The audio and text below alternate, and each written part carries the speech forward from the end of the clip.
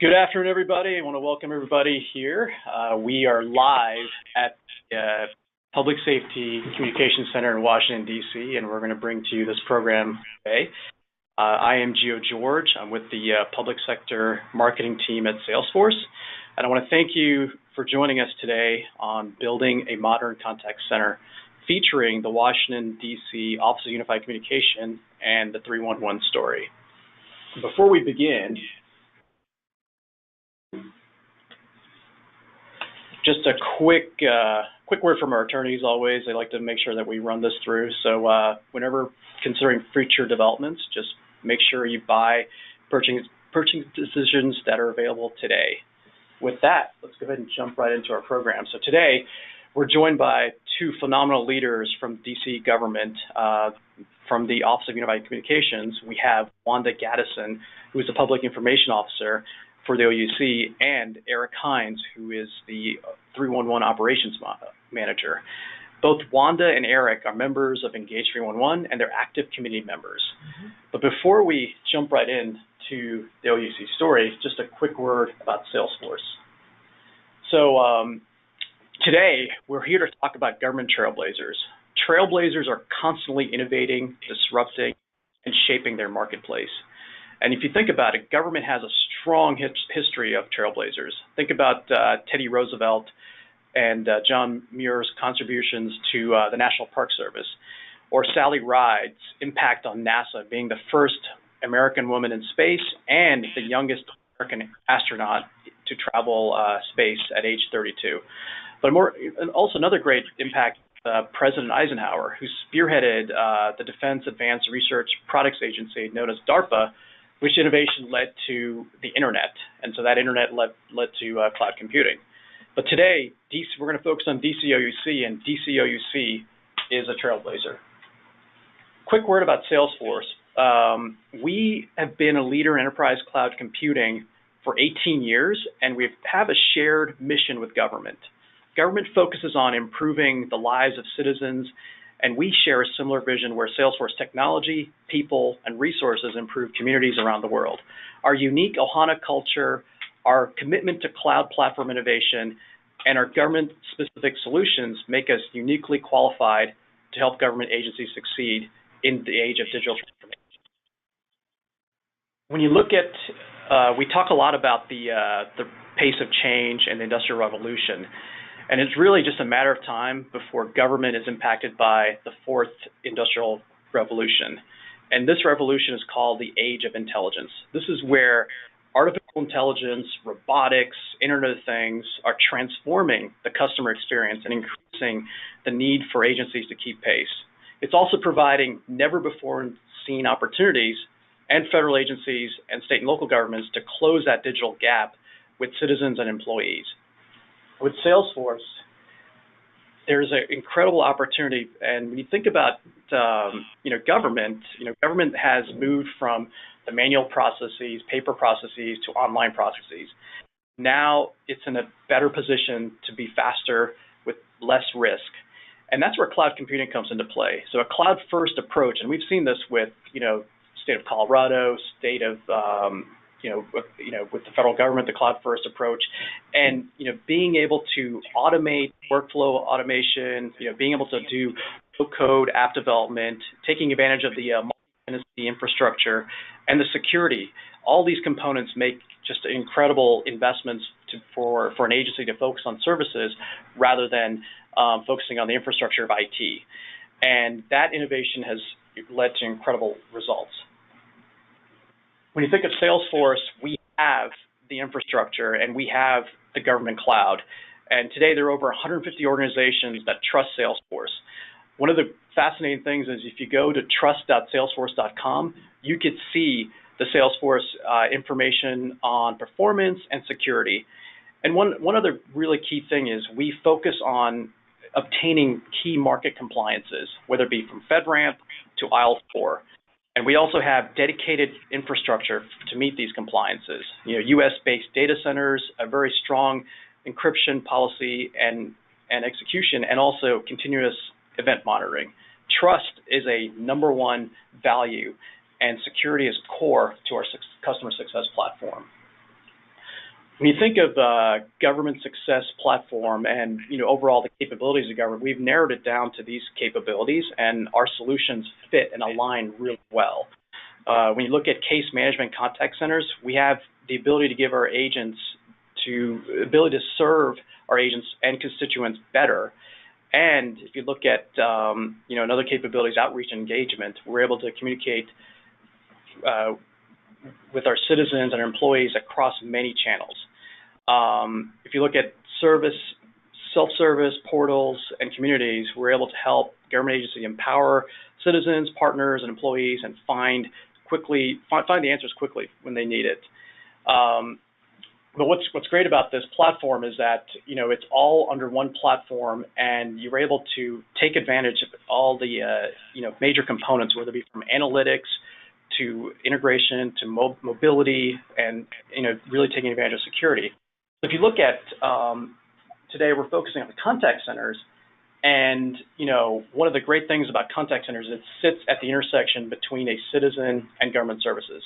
It is so critical for that customer experience from the first point of contact of customer interaction to the services deployed that it's very seamless and efficient.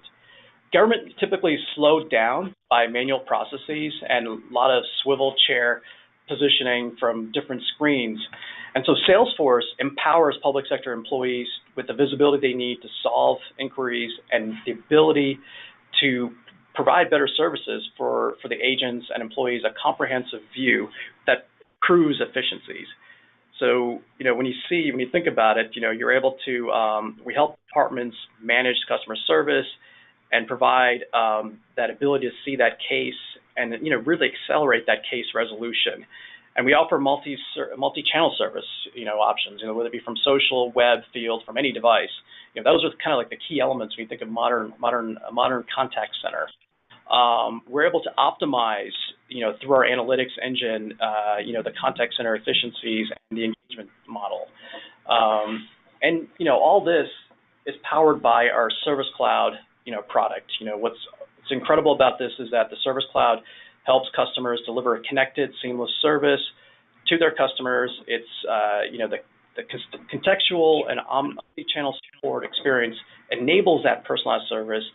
Our Einstein artificial intelligence tool and actionable analytics provides that pre-built dashboards and the visibility into cases and status resolution.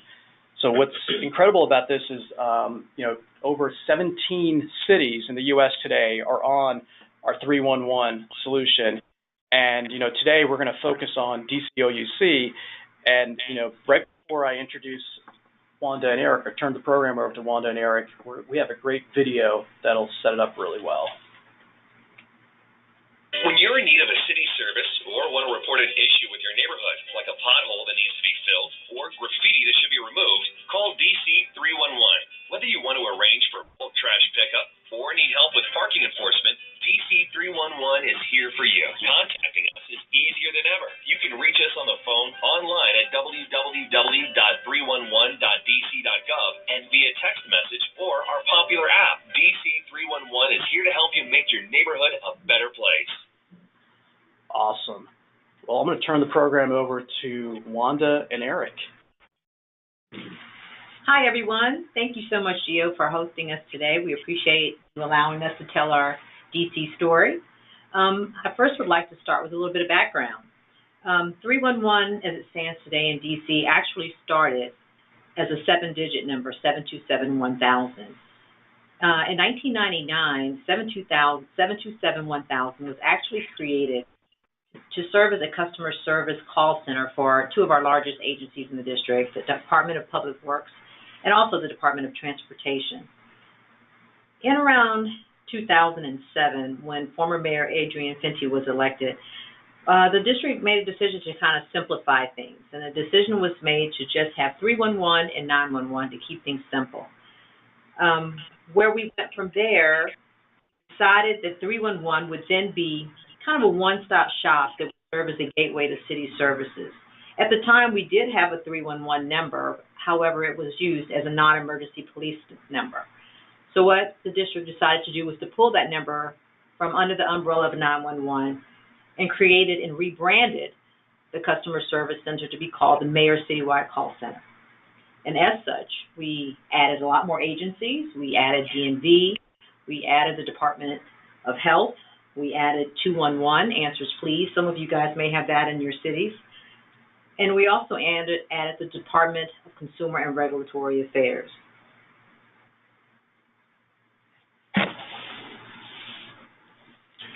DC 311 is currently a 24/7 call center or contact center operations.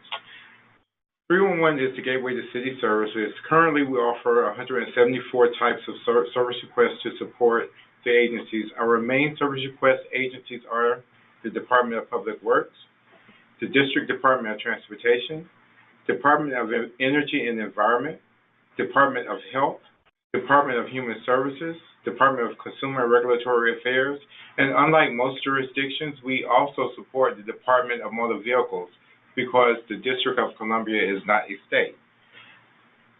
In addition, we have, from last year, we submitted over 1.8 million calls were received and answered by 311 in the district.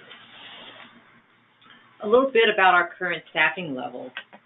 Currently, we have 80 customer service representatives. We have 4 customer service supervisors, or team leads as we sometimes refer to them as.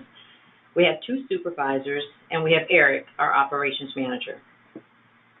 With DMV and the generation populations within the district, our services continue to grow. So what we needed to do was offer additional channels to allow agents more time to provide customer support for those individuals that required more information. So we currently offer 5 channels for individuals to submit service requests. We have phone, Citizens Portal, mobile application, text to 311, live agent, and Twitter. And just to give you some background on it, for FY17, 84% of our calls were by phone, which made the 16% of our calls through the other channels. For FY18 so far year to date, we have 81% of those calls are being answered by phone, and the other 19% are being answered through the other channels.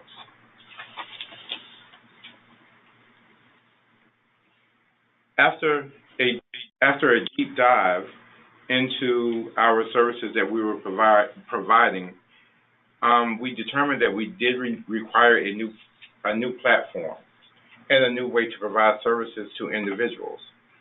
At that particular time, our goal was 80% of our calls were to be answered within 90 seconds, which we were not meeting. Our numbers at that time, our average wait time was at 6 minutes, 14 seconds. Our average abandonment rate was at 30%, and our calls within service level were at 27%. So we kind of started a conversation with some of our biggest advocates, I would say, our community engagement, our going to community meetings. We use a 311 work group. We meet with them monthly, and they are comprised of our biggest service partners like DMV and like Department of Public Works and Department of Transportation. We also use Twitter to solicit feedback. We also have a really cool 311 super user group, which is comprised of the top 1% of the folks who have submitted the most service requests year to date.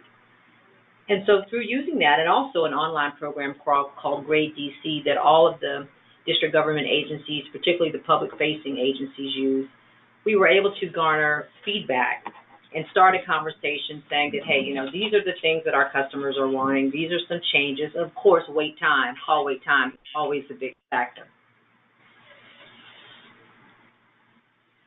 We actually met with our city administrator and our director as we weren't meeting our numbers to determine what we could do to add additional personnel and meet the high demand for the District of Columbia. So it was determined that we need to make enhancements to our existing platform, or even change our existing platform, in addition to adding additional personnel. So at that particular time, the mayor had an initiative within the city that was called LEAP, which is Learn, Earn, Advance, and Prosper. We took on 40 call takers and train them from that program. Those call takers actually enabled us to meet our goal.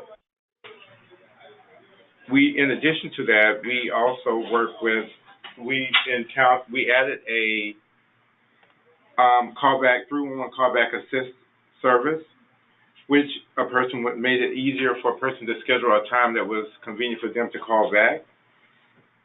And we added an estimated wait time messaging so the individuals would know how long they were waiting. Well, once all of the implementations with Salesforce were completed, and we looked like we were on our way with all this new stuff, our numbers were looking so much better. We have new employees. We have a new solution. We decided that we probably should do a big marketing blitz. And as such, we created a huge blitz, as you see, giving you a better 311. We invested a lot of dollars, if you will, and we did a campaign with Metro. We have subway here. We have buses here, as you would imagine, a large city, big urban environment. We have a lot of Metro users, and we marketed heavily with them. One thing that I guess what Eric was saying about the LEAP folks, being able to have more bodies in chairs allowed us to also expand our social media team. We heavily promote people that it's okay to tweet us service requests, and we found that as it started probably with just me serving as a PIO. I probably had one person to help. Eric often helped me, but we found that with the solution, we found that as we marketed it more, the numbers started to grow, and we realized we needed more hands so that we could have 24-hour coverage on Twitter in particular. And so as such, we created a social media team, and having the solution with Salesforce, then it made it easy to implement some of these changes. Having more bodies and seats allowed us to create a team, and we have been very successful in building a really robust, solid Twitter audience, particularly our millennials. We understand we want to meet people where they're at, and though Eric explained that probably the bulk of our clients still would prefer to call 311 to do city services, we do have a growing population and a strong population, particularly with our biking community, that enjoy tweeting at 311 DC Gov.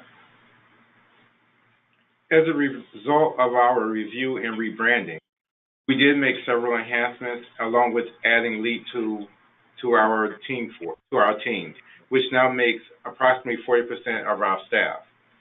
Our current goal is 80% of our calls are to be answered within 90 seconds. This resulted in less wait time for our callers, reduced abandoned calls, improved performance, more training time for our tenured as well as our new employees, convenient access to service, interagency communication, and which resulted in a dramatic decrease in what we had seen in our numbers before. So now our average wait time is at 38 seconds, which is down from 6 minutes and 14 seconds. Our percentage of abandoned calls are now at 3% versus the 30% that we were once at. And our calls and service level are now 81% versus the 27% that we were once performing at. Awesome. That's an incredible story with DCOUC. And thank you guys for sharing that. We're going to start doing the questions, and folks on the line, if you have questions, please submit that through the chat window, and we'll take them. So I think first question right off the bat would be, as far as like implementing the solution, like can you give folks that are on the line, they're probably 311 customers or potential contact center users, like what was the process of like making sure you had going from a legacy system to going to a modern system, like the challenges you faced, and more importantly, like how did you find a good implementation partner to do that? The first thing that we did is we had every agency that we helped support to provide us information on what they actually were looking for and what would meet their needs. In doing so, we realized that at the time we were with a server-based system, and we realized that a cloud-based system would enhance our performance as well. Because as most of you probably already know or have realized, with a server-based system, typically whenever there are updates to do within the server, it causes you some downtime within your contact system. With the cloud-based system, that's seamless. Whenever updates are completed, it does not impact you at all. After reviewing that information with our partnering agencies, we then move forward into transition into the cloud-based system in which we had our partnering agencies review all of our service requests to make sure that the service requests were actually meeting the needs of the users, because at that point we would be able to place them on our mobile application as well as on our web portal so that everyone would have access to it. And one thing I know, just coming out of the work groups, coming out of the feedback that we solicited, we understand that one of the biggest complaints was getting notified that your service was completed without a lot of notes, or perhaps maybe it never was completed, and you come home from work, you got the email confirmation that it was received and closed, but maybe the work wasn't done, or there were no notes to support whatever the service partner had done. So we made sure that those type of implementations were part of our rollout with Salesforce, and that seems to have really reduced the amount of complaints. We rarely get that complaint anymore, and that used to be a pretty consistent one during the tenure that I've been here the last 10 years, but I can tell you it has gone down tremendous. Very, very few times we get that complaint. And with that, just to piggyback off of what Wanda just said, the email notification also reduced our repeat callers for follow-up information, which was a dramatic change in what we were addressing whenever we spoke to customers. Yeah, it changed the culture quite a bit. That can be a major drag, as I'm sure you all know that. And that's changed quite a bit just because we're keeping people informed along the way. Every step of the way. Correct. Awesome. I think we're getting some questions in the chat window here. So one of the first ones I see is how cross-trained are your staff within 311? Our agents within 311 are able to answer any call that comes through. So what our training process is, we initially start them with learning 16 of the agencies to exclude DMV. So for the first 6 months that they come on board, their training is specifically on the general city services. And then once they master those services, we transition them into non-tickets, which is the first portion of the Department of Motor Vehicle training. And then secondly, we get into vehicle registration, driver's license, and any other information that you may have, like having your license revoked and having them reinstated. So overall, our training process is roughly about 13 months, but it is a long process. However, at the end of the process, they're able to answer any call that comes through from any customer. Right. And every call taker at the end of the day is trained on all skill sets.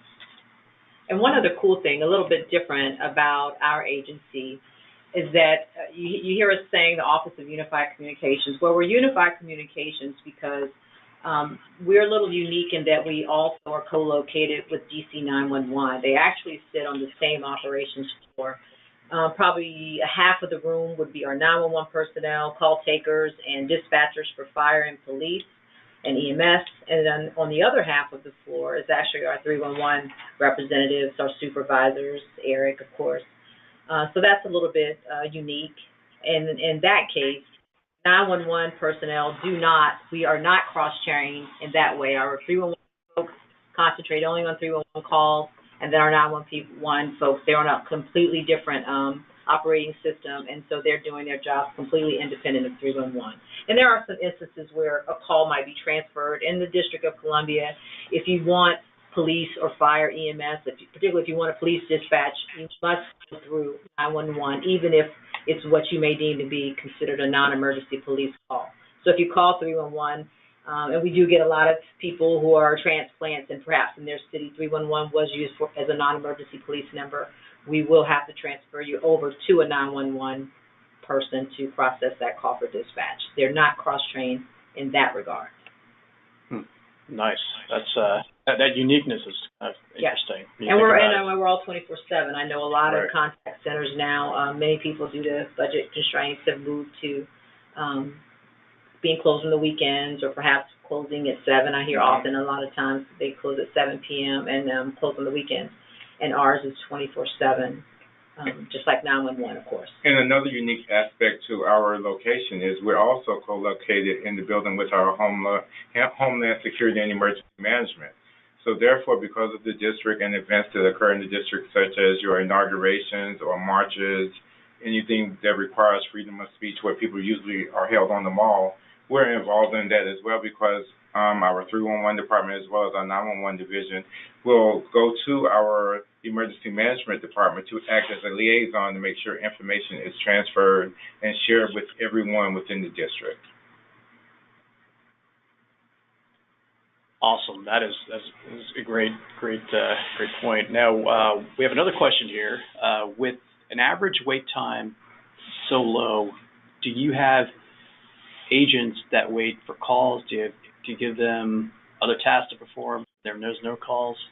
Actually, what we did was we took a large section. We were able to take a large section of our call takers, and we created a social media team. Mm-hmm. So now we have 19 people that actually sit on our social media team, and they address requests or just general information or concerns that come in through live agent, through Twitter, and they do that throughout the day. So, and then the other agents that are sitting are able to focus on customer service during the course of a call. As you can imagine, with us taking DMV calls, that requires a large amount of time, because it takes a few minutes for a person to actually walk through and determine what is required to obtain a driver's license within the district, to register a vehicle within the district, to even be provided information on how they can do something as simple as contest a ticket. Our average talk time runs for a regular city service call is about 2 minutes. Our average talk time for a DMV call runs about 5 minutes and 26 seconds. So that takes up a lot of the time, so we're able to focus on providing the top customer service that we can for a first call resolution. Fantastic. Awesome. Got another great question here. Did you integrate your additional channels, whether it be portal, mobile, etc., as part of the Salesforce platform, and how well does that perform? Actually, we did. Our web portal and our mobile app are pretty much one and the same. So realistically, if you are sitting at a computer and you're at 311.gov and you're looking at our web portal, if you minimize the screen, you will then see what our mobile app looks like. Mm-hmm. So it's pretty much one and the same, and it makes it easier that when we update a service request or we need to implement and configure a new service request immediately, it's across the board. So it becomes seamless, and it's just one simple service request. And it's a very responsive design in effect, because now our mobile app, as well as our web portal, also hosts heat maps to show you what service requests are available throughout, what service requests have been submitted and what have been closed throughout the city. Mm-hmm. In addition to that, we also have links on our mobile app and web portal for the mayor's Twitter account and also for our Twitter account. So if you would like to add any information or tweet us at any time, that information is there for you as well. Awesome. Fantastic. This may be a question I might be able to answer for the next one. For smaller municipalities, the cost of the system is difficult to implement. Can you explain where there are cost savings that would offset implementation on ongoing support and maintenance costs? We've actually seen a lot of smaller cities take advantage of the 311 solution that we offer, and we've seen it in the city of Elgin and also in the town of Cary. And we've seen when they fully embrace that solution, they're able to not worry about the infrastructure costs. When you're going to cloud, you're able to save incredible dollars by not having to maintain that and having the resources to maintain that. You're actually offshoring that to a service provider, in this case Salesforce. So it's a incredible piece that way. I don't know if you guys want to comment on that too, or. Actually, with the implementation for us, it's with the design that we have, because the service requests are one configuration, one service request is across the board for our mobile app as well as for the call takers and for the web portal. it cut down on configuration time. Because at one point, if you have three separate systems doing the one thing, you have to configure for each particular system. So we no longer have that problem or issue anymore to resolve, which is cost cutting. Awesome. One another question here. Someone's asking, not sure I understand how the average wait time went down 6 minutes because of technology. Can you explain? Sure. Along with when we started with technology for the Salesforce platform, in addition to it, we also have a working knowledge base that's easy to update. So with having that knowledge base, the information is right there for the individual. The platform being cloud-based moves a lot faster than we did when we were server-based. So in addition, it's a lot more user-friendly. The service requests go a lot quicker, and the information that we are able to provide is all provided on one page, so we don't have to change screens in order to gain information or to add information into a service request. So all of those aspects added to reducing our talk time and our hold time. But I would also add that it's a bit of both. I think we did see some improvement with the implementation on our numbers, but I would have to say that probably bringing the LEAP participants into our workforce was huge. That was a huge impact. We were spending money to move to automation, to automate, for example, our broken parking meters, which was our biggest call driver. And we were doing things, spending money on technology, but I would have to say it was probably the workforce, the ads with the LEAD program where we really saw a dramatic improvement with our numbers. And I think what it shows us is that people still want to talk to people when it comes to city services. Particularly, as Eric stated, we do take DMV calls, which are pretty complicated and can really tie up your call center on long calls. So I think really I would have to say it's a combination of both the Salesforce implementation as well as bringing the LEAD participants into our workforce. Fantastic. We have a question here regarding social media. Do all of your center staff handle social media too, or just some? How do you get staff prepared, trained for handling social? So we have a small group. We kind of look at people who are interested. I have a very small comms team at our agency, and we primarily push outbound messaging, and we do some. However, we it went probably from 6 key people that we tested to see how it was going to work. We really didn't know. We knew we were going into uncharted territory, and I wanted to feel good as the PIO that those people were responsible and that they could write well, just some things that we wanted to be a good representative of district government.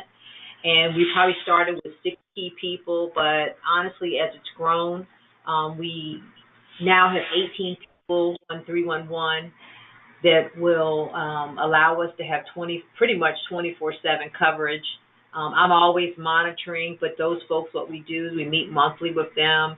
They were required to take some writing classes. We have an online workforce development program with Skillport. We required that they take a certain amount of courses. Of course, I'm monitoring. And there have been a couple instances where maybe I thought things should have been handled a little bit different, or maybe grammatically or things of that sort. I was always monitoring, and if we saw that, then we would address the person, say, hey, let's not, they didn't type in all caps, but just to give an example, just some of the social media protocols, if you will, that I thought maybe they should work on. But for the most part, it has been a godsend for me, being the public information officer. As you can imagine, I love knowing that somebody's got my back, and I am not a customer service representative. So initially it started with me getting requests from people to, put in a street light, for example, and then I would have to tag team Eric, get Eric to help me, give me a service request number that I'd shoot back. We were using too much manpower for one thing, so that's when we realized, wait a minute, we just got to train some folks up that can handle that. So who better than some of the folks on 311? And it also gives the call takers an opportunity to get off the phones. As you know from your own contact centers, it can be a long day just being on the phone and listening to complaints all day long. So I think they enjoy, they're mindful of their work, and they enjoy being able to have something different to do. And again, like Eric explained earlier, this is the same team that also responds to our live chat through our 311 online portal. So if we figure you're a good writer there, then you're probably going to be a pretty good writer with Twitter. And so it's seems to be working out perfectly. And the fact that we have more bodies now in the seats with our workforce development program from LEAP, it allows us to pull a nice chunk of people every day and have them monitoring Twitter. And if there's an issue that maybe needs to be escalated, if they have no problem, they'll reach out to me or they'll reach out to Eric and say, hey, this is going left. We need to figure out what's going on here. But for the most part, it's pretty seamless. Like I was saying, a lot of people have become very reliant on that, and they enjoy that method of submitting city service requests. Nice. Awesome. And that shows the power of scale, which is also a key thing there too. We do have a question about, do you have a Salesforce admin on staff? Actually, we have two persons that are from within our IT department that focus specifically on Salesforce. And they focus on everything from the configuration to the API connections that we maintain. In addition, we utilize our developer to ensure that in any issues that we may encounter are addressed right away.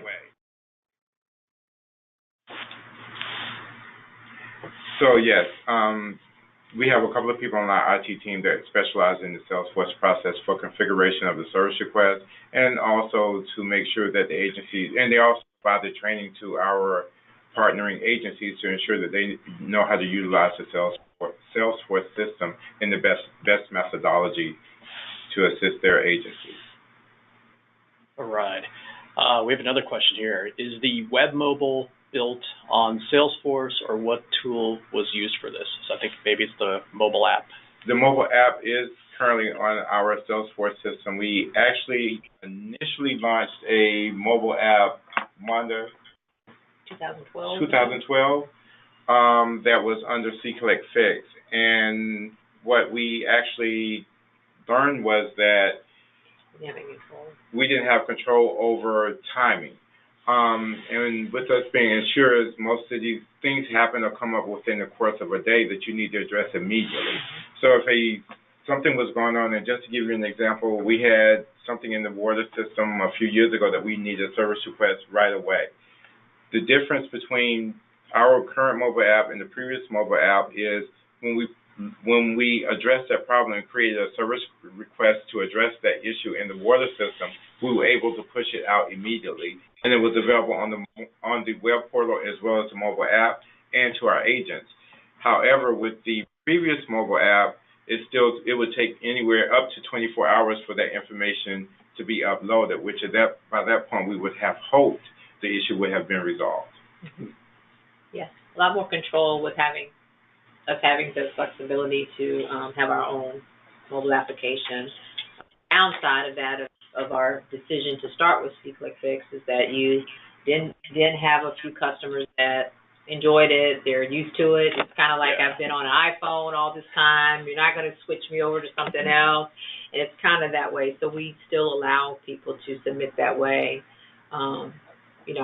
I don't really like the fact that we have two out there like that, but I mean, it is what it is. And we just, an agency, as district government, we're certainly going to continue to market the one that we have.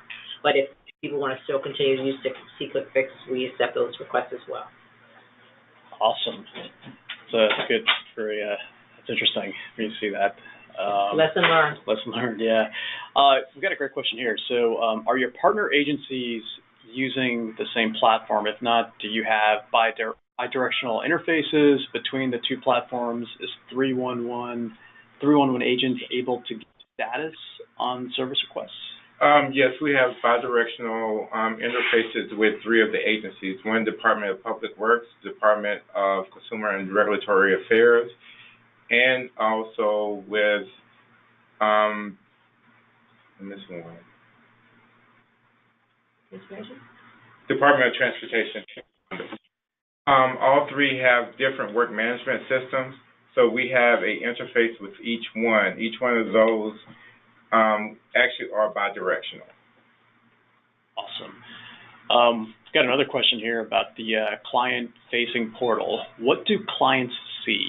Any service metrics like wait times, SLAs for completing the SR?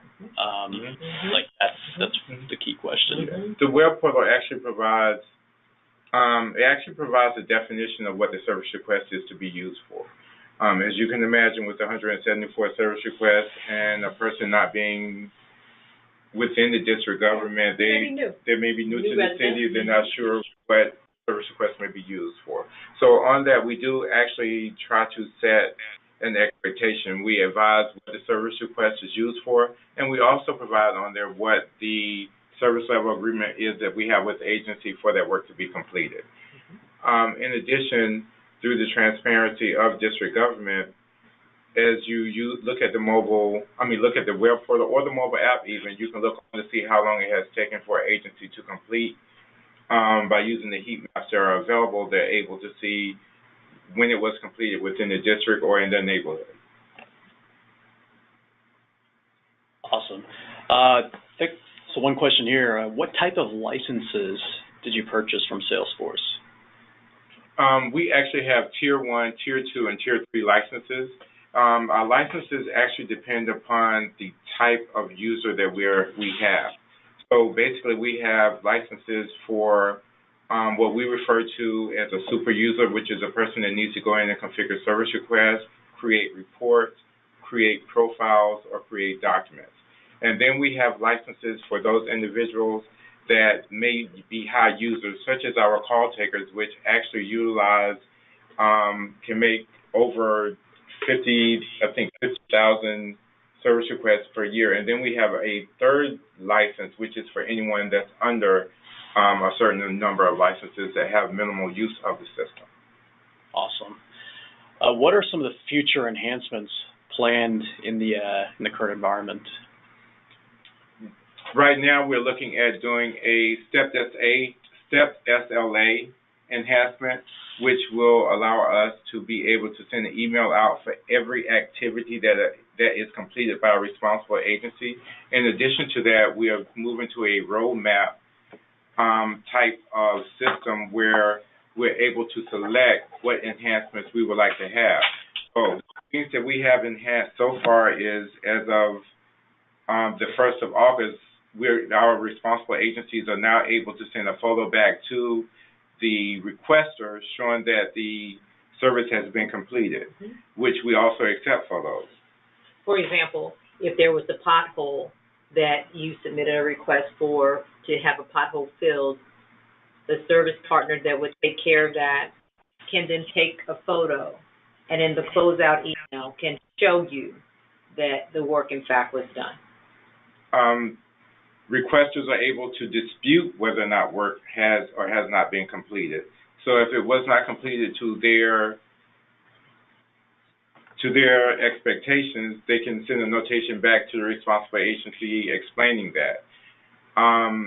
We also have an online survey that we added to let us know how the district is doing as a whole, so that we can kind of guide where we are and how we're performing, and that's from the onset when the call comes in until the work is completed. Other things that we're looking at adding now is because of the way the District of Columbia is designed, it's kind of hard even living here knowing what is federal property and knowing what is district government. So we're adding an additional layer to our GIS mapping system that will allow individuals to know, okay, this is federal government versus this is DC government, so individuals will know who's responsible for what. That's pretty complicated in the district and a common problem. Residents going to work may see overflowing trash and decide to call it into 311, only to be told that's Park Service, area. It takes you a while, I think, as a district resident to understand what belongs to park versus district government. Correct. And it's very complicated. So those maps probably would help out a great deal. And I think one of the most important enhancements that we recently added for our partners is field agents. So now they're able to now the individual that's doing the work in the field is actually able to close the service request out in the field, which cuts down time and manpower for the responsible agency. So as that pothole is closed, they can take the picture, close the service request right then and there, which reduces their service level agreement time. So if it was 72 hours, normally we have one of those days for a person to do it internal into the office. So now we're cutting that time down even more. So the more that we look at our business processes, the more that we're able to add enhancements to actually meet the needs of the citizens, visitors, and businesses of the district. Awesome. That's excellent. That's a lot of good things to look forward to. We see that. We got a question here about email. So do you provide services through the email channel, and what is your email service standard? Actually, we do provide email services.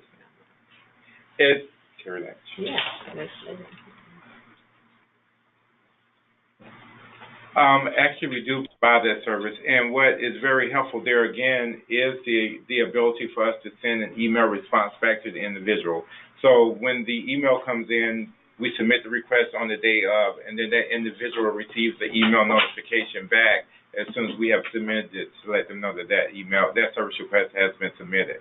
And along with that, on that email notification, there again, it provides the responsible agency along with what the service level is for that particular request.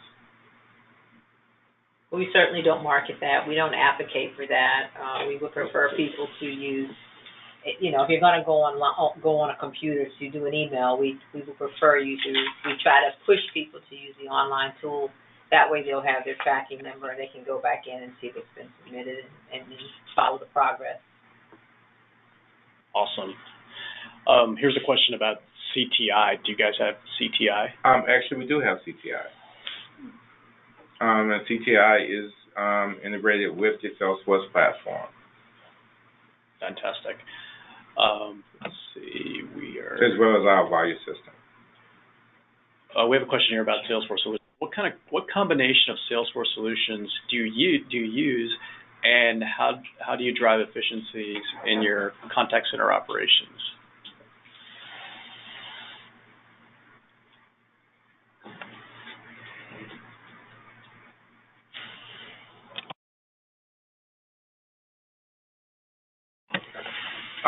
Actually, case management would be the primary thing that comes to mind.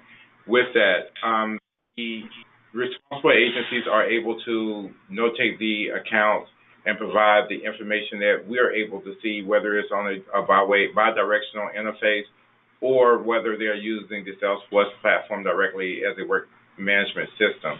In addition, our agents that are on the phone, if a call comes in, they're able to add a new case comment to it, which then provides that information to the responsible party, to the responsible agency, so that the agency can update their services or gain new information in regards to that service request. Fantastic. One of the key questions about what integrations you have to external systems with Salesforce? The integrations for external systems, we have a interface with CityWorks, we have an interface with Traxter, and also Estella. Fantastic. Let's see. Here's a social media question. What do you offer for the top 1% influencers? I guess if you have.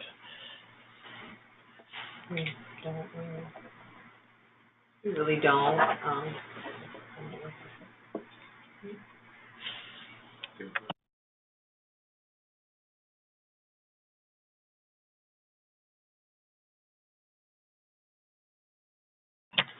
Well, one thing we do, we have not so much just the folks who have used social media and that are influencers with social media, but I would say overall, we have honored with our mayor actually our top users. We brought them in and made them a part of award ceremonies where we've recognized, certain A and C, we call it advisory neighborhood commissions. The folks who are our most robust users, I would say, we periodically, probably once a year, so we look at the numbers and we try to bring those folks in to acknowledge them. Recently, we had an innovation day at OUC, and we brought in our top two of our top two users, and one of them actually is the top. I think he submitted 10,000 service requests per year alone, just from him. It's not only his neighborhood, he likes to walk the district. He's an older gentleman and retired, and he walks the district, and anything that he sees that needs repair, he writes it down, and he has submitted 10,000 service requests in 1 year. His name is Terry Lynch, and so we acknowledge those folks, not necessarily our influencers through social media, but definitely our top users. Fantastic. That's really good to hear. So, we've got a few more questions, but I know we're right at that time, so we're going to go ahead and close up. I know, for the questions that we haven't answered, we'll definitely follow up with you folks. And, first and foremost, I want to thank everybody for joining, and especially I want to thank Wanda and Eric for, contributing an incredible story here today. And, this is, it truly is DC, OUC is a trailblazer and doing incredible stuff across the district. And, like I said, it's exciting. So, folks, thank you again for joining, and be on the lookout for an email with a recording of the webinar and a couple of white papers that we'll also include from the contact centers. Thank you again, folks. Thank you.